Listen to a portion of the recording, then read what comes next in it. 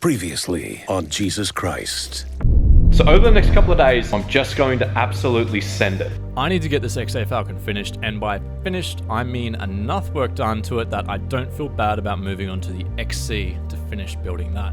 So after 2 years of rust repairs, I've inhaled the nitrous, hit the supercharger button, and absolutely sent it on the remaining bodywork to get this XA ute as close to complete as I can before paint preparation begins.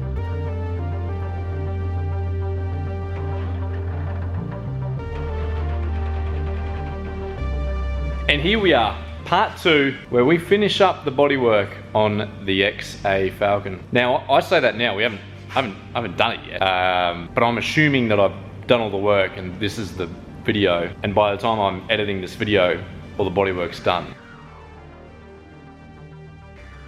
So hopefully I'm using this intro. If I'm not using this intro, probably a part 3. But to kick things off, first off, I have to coat the chassis in the KBS rust seal before I can start laying down any of those panels that meet into each other and all the tray stuff that conjoins and little sandwiches together. So I'm gonna coat the chassis in the KBS rust seal. I mean, it's getting rid of all the rust in there, grinding it down, getting all those surfaces done, and just generally preparing that area for paint and whatnot. So, because we don't have a lot of time, I've got 5 months now to get this done. As I said a month ago, I'd give myself 6 months. So, we're down to 5 months, still haven't touched it. So enough talking, I'm getting straight into it.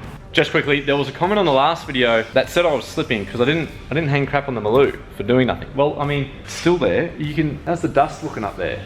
To kick things off, I had to remove all of the loose and flaky rust inside the chassis rails, as well as removing all the odd bits of metal that were left over from when I removed the tray. After all that was done, it was time to move on to a bit of KBS chassis coat going on here, so that'll be going inside the chassis rails and basically anywhere where I don't need to weld, but I want to prevent rust from coming back or forming. Now, I did spray along all the chassis, the tops of the chassis, with the weld-through primer, which is what you would normally do when putting on a factory tray, because obviously it's welded on all along the chassis. However, the tray that I'm putting on won't be welded. The only section I'm really welding is the ramp of the chassis, and then as soon as it flattens out, that's where the tray will essentially be rivet to or bolted to, so I can take it out and access that whole area again. Eventually I'll do a full link suspension in this, but not before it's registered. So I'll keep all the factory suspension in there, and then after it's registered I'll look at doing a full link, which is why I kind of want to be able to remove the tray with ease, so that can be done further down the line. But here it is. The chassis coated kit comes with 1 litre of the Aqua Clean, the Rust Blast, and the Rust Seal. I'm not really going to use the Aqua Clean just because it's just sheer area. If I was doing the floor in the cab, I would use Aqua Clean or any other sort of bits, but it's the inside the chassis rails and area, I'm not too concerned about getting it too cleaned up. I will, however, use the Rust Blast, so we're going to keep it wet with this for about 20 odd minutes, so I just got to keep spraying it on around a 20-minute time frame, and then dab a damp cloth on it to dry it off, because it's water based, so apparently you use water to dry it.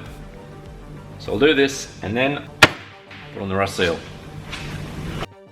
First off, I'm hitting it with Rust Blast because, as it says in its name, it blasts the rust or just dissolves the rust, I guess, and then creates an adhesion promoting layer for the rust seal to then go onto. It's also non-toxic and biodegradable, so you can spray it around and you don't have to worry about wearing it too much respiratory protection. Unlike Rust Seal, you've really got to wear a mask. I just wore my shirt over my face and did my best, really. 5 minutes later. If you saw a post I put up on Instagram or a post I put up on the YouTube channel, you'd see I'm a little bit out of action at the current time. So this whole get everything done really quickly is going really well. I've been out of action for the past 2 weeks. I had a full ligament reconstruction on my ankle, which means I haven't been able to come in here and do anything. But it doesn't stop me from doing some engine work, and I just got the pistons back from the machine shop. So I'm gonna sit my ass down and get this engine built. So we're gonna kick that off. I get this off on Thursday, which is in 2 days time, and then I'll be hammering back into the XAs.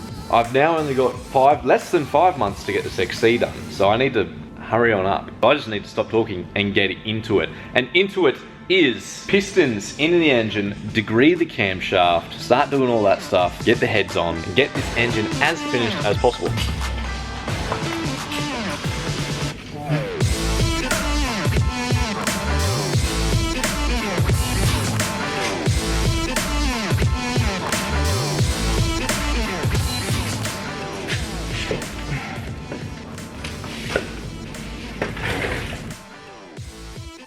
So we got the pistons back from the machine shop, which means we can find true top dead center and ensure that the crankshaft and the camshaft are properly aligned.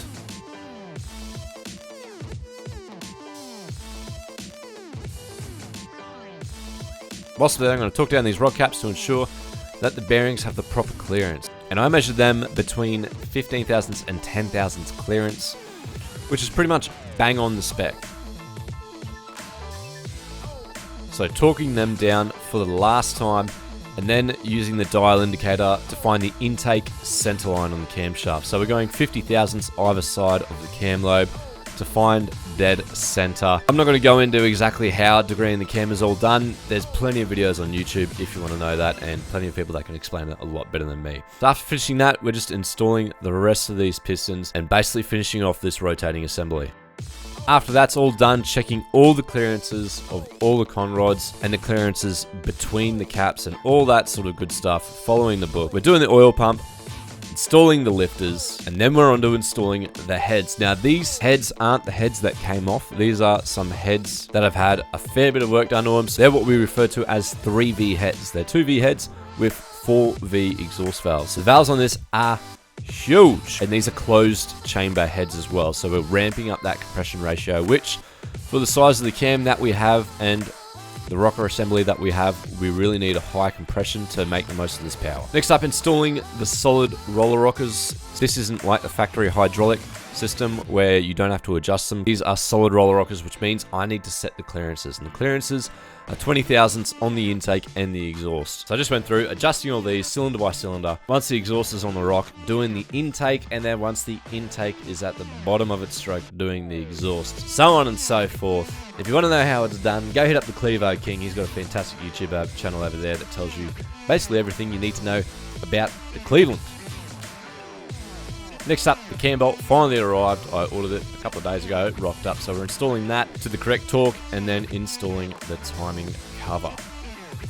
And then the water pump on top of that, followed by the harmonic balancer and the token billet timing pointer. Then I realized I totally forgot to paint the engine when it was a bare block, and that needed to be done. So quickly went and grabbed some rebuild in a can, using the torch to dry out all the chemicals that are in the block, because the block is so porous, so you really need to clean it off with a bit of brake clean, then use the torch to dry it all out. And then I just hit it with a couple of coats of trusty matte black. And then it's on to installing all the engine ancillaries like the Gilmer drive, for max whiny noises, of course.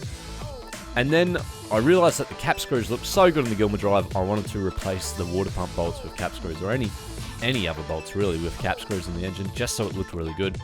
Super expensive decision to make, so I only did the water pump and then moved on to the intake and just retained the normal bolts I was using for the intake manifold, doing these up to the correct torque. And if you want to know the little trick for installing Cleveland intake manifolds, you can watch my original video where I did this probably like 2 years ago, I think it was. And then it was on to fully sealing up the engine by putting on the sump, installing the XF rear main seal. I had that modification done in the block at the machine shop, so I could use an XF rear main seal instead of the rope type that they use in the Cleveland. Then trying to spin the engine around, that's me spinning the engine around at 5,000 times the speed, and then here's me spinning it around in real time.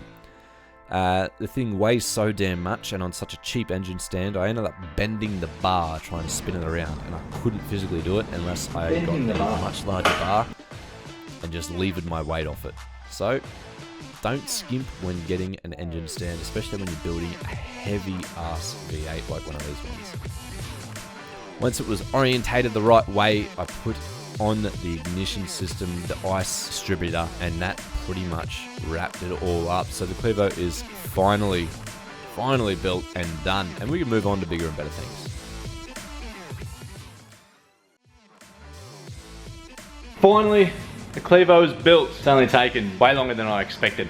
A few little hiccups along the way, but back together, and I can tick that off the list. So I can scratch it off the little whiteboard that I've got going on there. And now I can finally get back onto the XA's bodywork, which I'm going to call this episode part 1.5. I said I'd have the bodywork done in a 2-part series, and I got like maybe 5 minutes into this episode before changing over to the Clevo. So these things happen. I reckon that finally getting the Clevo built after all the shit that went wrong, I reckon that deserves a like. I hope it deserves a subscribe because I hope you enjoyed this video. I hope that you've been enjoying the content in general, especially the XC, the 2JZ XC. As you can see, I've got the engine in there. I've taken off a lot of the stuff on the engine because I had to do some 3D scans. If you follow me on Instagram, you would have seen me doing that, 3D scanning the engine bay to see how the turbo is going to be routed and all that sort of good stuff. Might go into that in a little bit more depth in the first XC episode, which will be not the next one, but the one after that. The next one, finishing the XA's bodywork. Then after that will be episode 1 of the 2JZ XC build. And my golly, will it be an episode. But that's all. It's late in the afternoon. I just want to get home. I've finally got the clevo bolted back together. And I'm excited because now I can get back to the XA. So until then, stay safe and I'll see you guys in the next episode.